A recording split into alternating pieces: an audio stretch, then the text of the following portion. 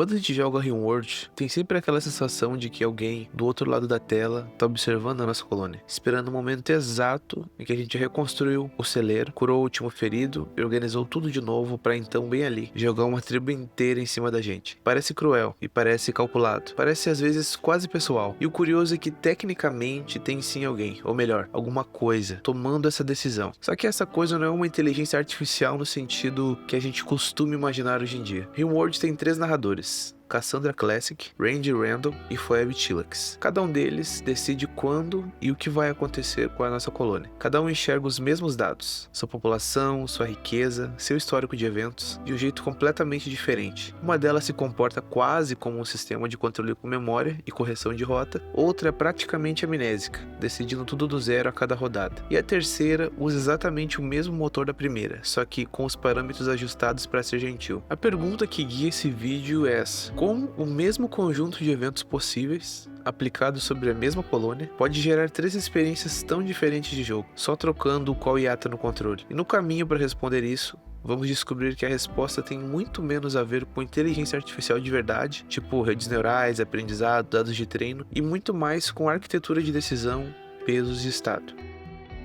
Antes de entrar nos 3, vale alinhar uma expectativa. Storyteller AI, o termo que a Luden usa, não é machine learning, não tem rede neural rodando, nem modelo treinado com partidas anteriores, também não tem gradiente descendente ajustando parâmetro nenhum em tempo real. É um conceito mais antigo e de certa forma mais elegante: Drama Manager, um sistema de decisão que observa o estado atual do jogo e escolhe o próximo evento de um conjunto de possibilidades, com o objetivo de manter uma experiência interessante para o jogador. Esse conceito vem de pesquisa acadêmica de Game AI dos anos 2000. A ideia central é simples de anunciar e difícil de acertar na prática. Você quer tensão dramática e não um caos aleatório, e também não silêncio monótono. E é exatamente aqui que as arquiteturas dos 3 narradores de RimWorld divergem.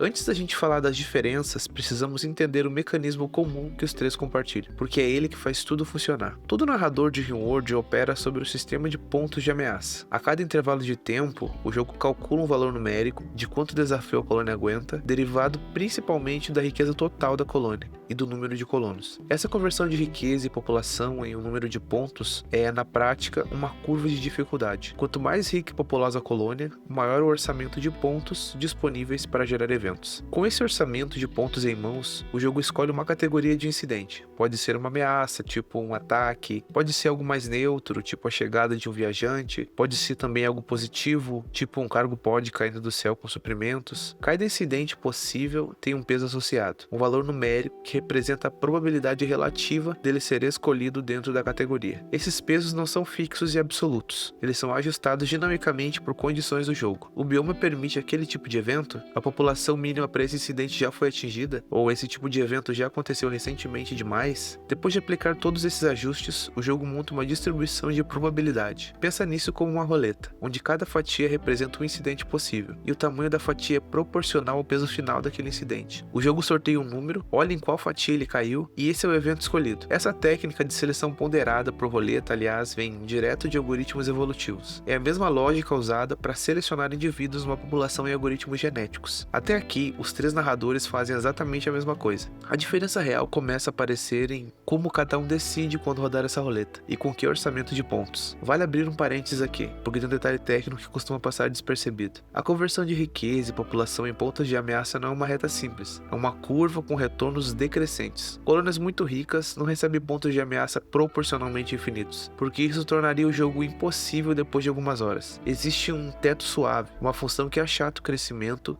conforme a riqueza sobe. Um pouco parecido com o formato de uma curva logística usada em modelos de crescimento populacional, ou em funções de ativação de redes neurais mais antigas, tipo a sigmoide. A intenção de design é clara: garantir que o desafio cresça, mas nunca escale de forma descontrolada a ponto de virar uma punição sem saída.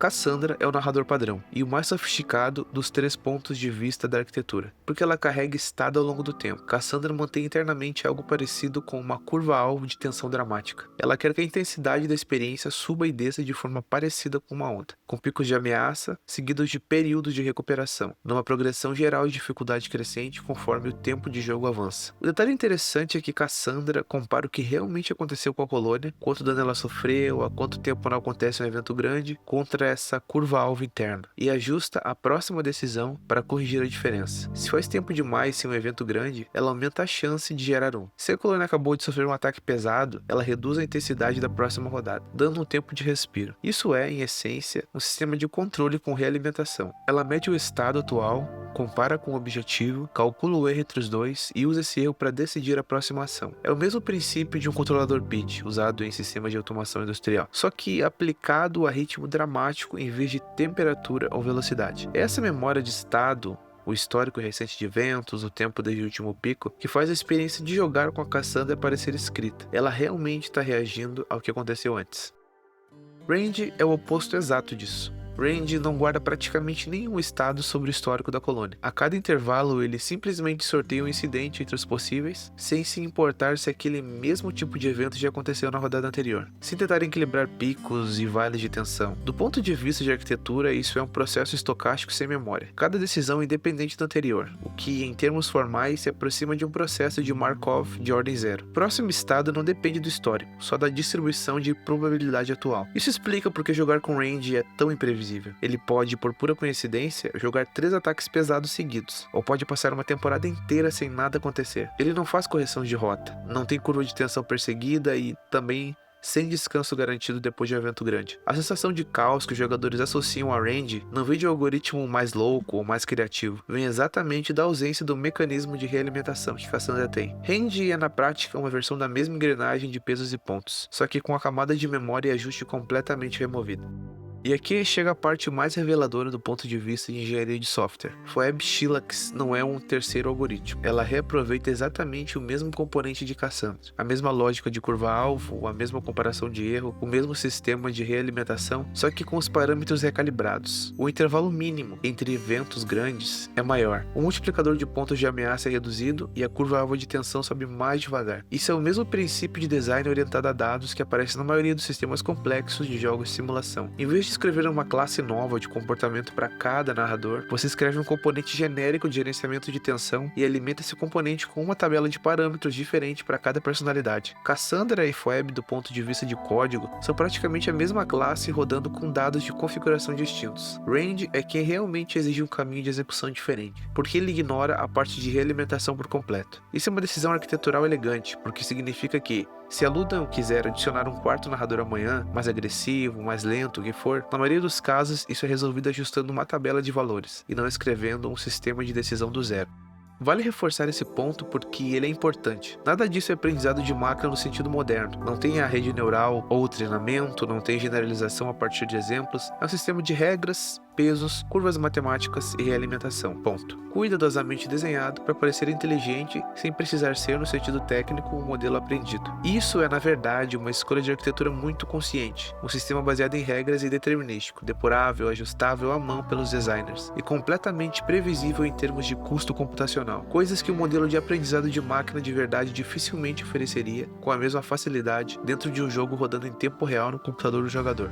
É tentador comparar Cassandra com aprendizado por reforço, porque ela também mede um erro entre o estado atual e o estado desejado, e ajusta sua próxima ação a partir disso. A estrutura superficial lembra bastante o ciclo de recompensa de um agente de Reinforcement Learning, mas a diferença central aqui é que, no agente de aprendizado por reforço de verdade, a política de decisão é ajustada por um processo de otimização, treinado a partir de tentativa e erro acumulado ao longo de milhares de episódios, atualizando pesos internos de uma rede ou de uma tabela de valores. Cassandra não aprende nada entre uma partida e outra. Seus parâmetros são fixos, escritos à mão pelos designers, e o ajuste que ela faz é só dentro de uma única partida, resetando toda vez que você começa um jogo novo. É realimentação, só que sem aprendizado. É controle e não treinamento.